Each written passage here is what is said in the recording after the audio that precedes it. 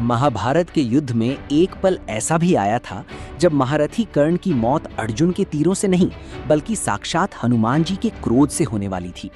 क्या आप जानते हैं कि अर्जुन के रथ की ध्वजा पर बैठे शांति प्रिय हनुमान आखिर इतने क्रोधित क्यों हो गए थे कि उनकी एक हुंकार से पूरा कुरुक्षेत्र कांप उठा था? अगर उस दिन स्वयं भगवान श्री कृष्ण ने उन्हें न रोका होता तो शायद महाभारत का इतिहास उसी क्षण खत्म हो गया होता।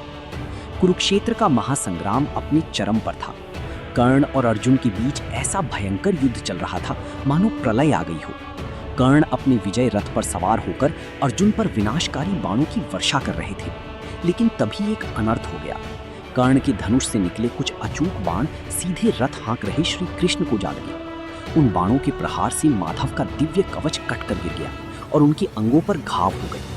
अर्जुन के रथ की ध्वजा पर अदृश्य रूप में विराजमान साक्षात रुद्रावतार हनुमान जी से अपनी आराध्य का ये कष्ट देखा नहीं गया।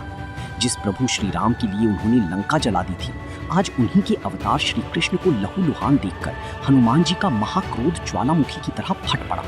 वे भयंकर गर्जना करते हुए अपना विराट रूप धारण करके कर्ण को मारने के लिए ध्वजा से उठ खड़े हुए। उनकी उस एक गगनभेदी गर्जना से कौरव तो क्या स्वयं पांडव भी थर थर कांपने लगे। ऐसा लगा मानो आज पूरा ब्रह्मांड ही फट जाएगा। हनुमान जी का वो प्रलयंकारी रूप देखकर महारथी कर्ण के प्राण सूख गए।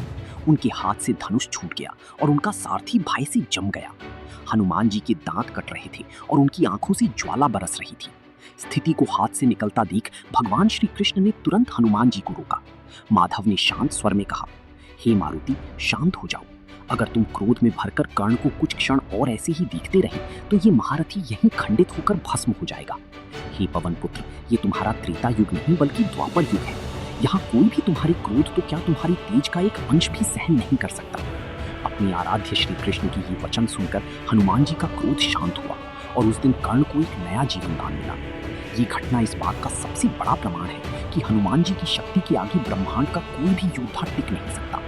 अगर आप भी बजरंगबली के सर्वशक्तिशाली स्वरूप को नमन करते हैं तो कमेंट्स में पूरे गर्व के साथ जय श्री राम जरूर लिखें।